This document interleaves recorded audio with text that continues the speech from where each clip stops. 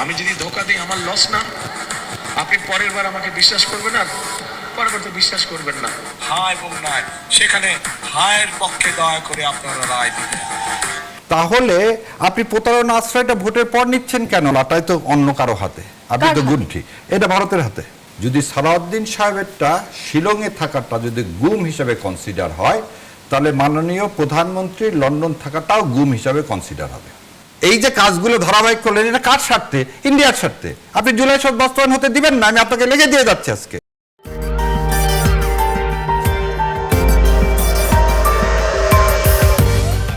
Generally প্রধানমন্ত্রীকে যে বক্তব্য লিখে দেওয়া হয় তার পিছনে একটা টিম কাজ করে।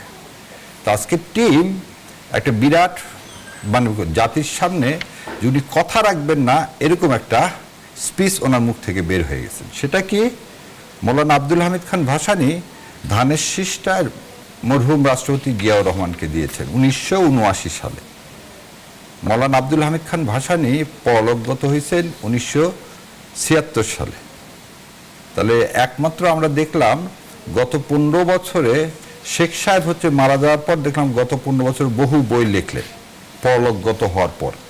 আর এবারে আজকে দেখলাম যে একজন পরলোকগত হওয়ার পরও 3 বছর পর ধানের শীষ দিয়ে গেলেন।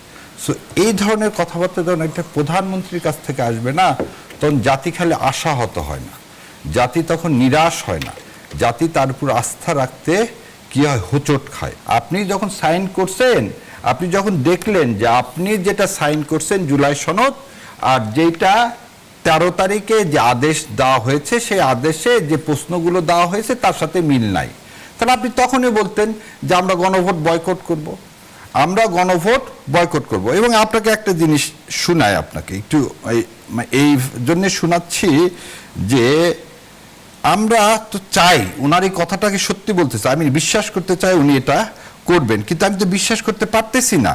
কেন পারতেছি না? দেখেন, আমি জোরে সাউন্ড।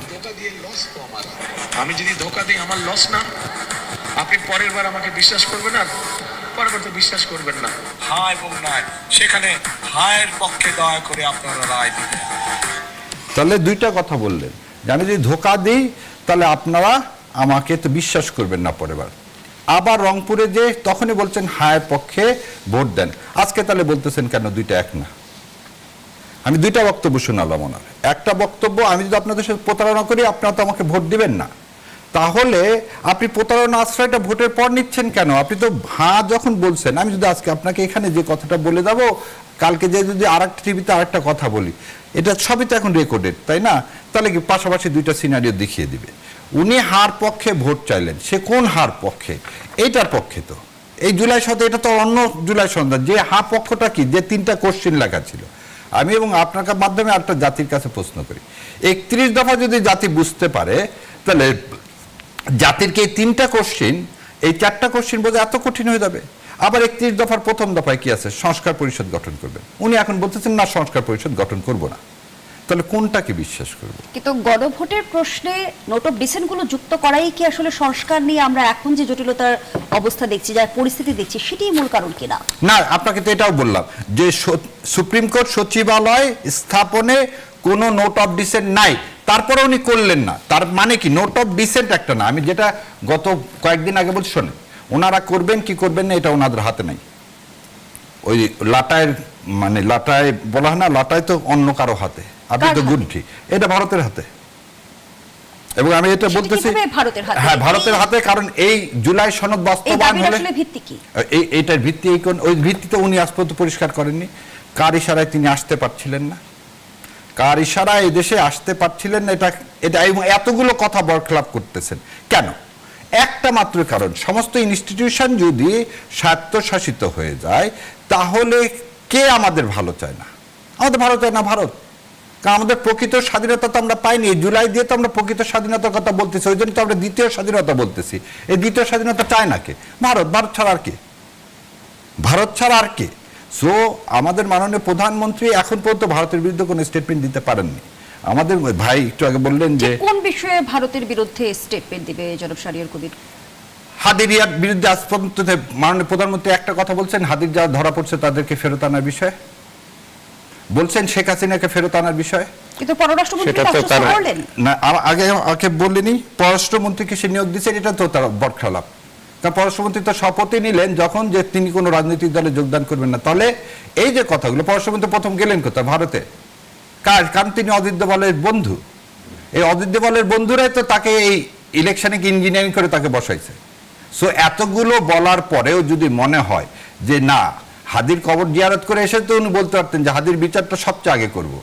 এদের বলতেছেন যে এক্সচেঞ্জ ট্রিটি কয়দিন লাগে নিয়ে আসতে? একজন লোককে নিয়ে আসতে কয়দিন লাগে? আপনি চিঠি দিয়ে চাইবেন, আপনি শেখ হাসিনাকে চান না কেন? আপনি শেখ হাসিনাকে, আপনি আরো একটা কথা বলেন, শিরিন শারমিনকে আপনি দুপুরে ধরলেন, দুপুরে বেল হলো, বিকালবেলায় জামিন পেয়ে গেল, এত তাড়াতাড়ি অর্ডারও লেখা হয়ে গেল। হয়তো বাংলাদেশের বিচারালয় যদি এরকম হয় তো শুকুর আলহামদুলিল্লাহ। আমরা তো তা দেখি না। আমরা তো দেখি একটা বেল বন্ড জমা দিয়ে বের হতে মিনিমাম 1 থেকে 2 দিন লাগে। তো ওনার বেলায় তা হলো কেন? উনি ধরা পড়লেন কেন? স্পিকার নির্বাচিত হওয়ার পর। তাহলে সরকার জানতো এই যে কাজগুলো ধারাবাহিক করলেন, এটা কার স্বার্থে? ইন্ডিয়ার স্বার্থে। আপনি জুলাই সনদ বাস্তবায়ন হতে দিবেন না, আমি আপনাকে লেগে দিয়ে যাচ্ছি আজকে। এই জুলাই সনদ ওনারা বাস্তবায়ন করবেন না, কারণ সুপ্রিম কোর্টের বিচারে বললাম তো, একটা উদাহরণ দিলাম, যেখানে নোট অফ ডিসেন্ট নেই সেটাও করেননি। কিন্তু প্রধানমন্ত্রী যখন বলছে যে জুলাই 16 এই কথা তো স্বরাষ্ট্রমন্ত্রী বলছেন না, পাচ্ছি না, কারণ উনি যে কথাই তারপরে মৌলানা ভাসানী সম্পর্কে যে কথা বলছেন সেটা একটা অসত্য কথা। কিন্তু স্বরাষ্ট্রমন্ত্রী কিন্তু সুনির্দিষ্টভাবে বলেছে যে গণভোট ফ্যাক্টম ব্যালট অর্থের বৈধতা রয়েছে, তাহলে আর সংকট কেন? আচ্ছা, যদি ফ্যাক্টম ব্যালটই হয়ে থাকে, স্বরাষ্ট্রমন্ত্রী, আমি একদম চ্যালেঞ্জ দিয়ে বললাম, উনি সংসদে দাঁড়িয়ে যা যা বলছেন সব অসত্য বলছেন। 1 নম্বর কথা, উনি একটা হাইকোর্টের রায়ের কথা বলছেন যে হাইকোর্টের রায় বলছেন যে এই সমস্ত কিছু বিবেচনা করা হবে কোথায়? সংসদে। আপনি জানেন এই আইনমন্ত্রীও সেদিন ছিলেন, আমি ওই মামলার পিটিশনার লয়ার, আমি ওটা অ্যাপিলেট ডিভিশনে সিএফ ফাইল করেছে, মানে civil leave to appeal file করেছে, তার শুনানি পর্যন্ত করা হয়েছে। উনি কিভাবে বললেন যে হাইকোর্ট নির্দেশ দিচ্ছে ওনাদেরকে যে এই জুলাই মানে তত্ত্বাবধায়ক ব্যবস্থা কিরকম হবে, জুলাই সনদ কিরকম হবে সেটা বাস্তবায়ন করা। কারণ 15 অ্যামেন্ডমেন্ট তো যেখানে এখনো সিএ পেন্ডিং অ্যাপিলেট ডিভিশন। দ্বিতীয় কথা আসেন, উনি বললেন কি, যেগুলো নোট অফ ডিসেন্ট দিয়েছেন সেগুলো ছাড়া সব হবে। খুব তা ভালো কথা, তা আপনি করলেন না কেন? গুম কমিশন কেন করলেন না? আপনি আরো বলতেছেন, সরকার তো বলছে না যে এগুলো পাস হবে না, তারা বলছে নতুন করে বিল আনা হবে। নতুন করে বিল আনার ক্ষমতা আপনাকে কে দিছে? তাহলে গণভোটের রায়ের কি হবে? তাহলে 70% লোকের কথা কিছু না, আমার 51% লোক আমাকে ভোট দিচ্ছে, আমি মেজরিটি অর্থাৎ যা ইচ্ছা তাই চালাবো। আপনাকে এই ম্যান্ডেট দেওয়া হয়েছে? পৃথিবীর কোথাও আছে গণভোটের বাইরে যাওয়ার?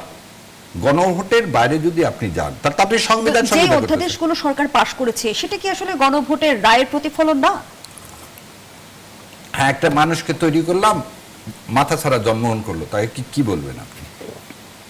একটা মানুষ জন্মগ্রহণ করলো, যে মায়েরই হোক, সে মায়ের পেট থেকে একটা সন্তান জন্মগ্রহণ করলো যার মাথা নাই, তাকে আর যাই বলি, তাকে কি বল, জীবিত বলা যাবে না। তার মানে যে 20টি অধ্যাদেশ বাদ হয়ে গেছে বা বাদ পড়ে গেছে, সেগুলোই বাদ যেগুলো দেওয়া হয়েছে সেগুলো হচ্ছে মূল।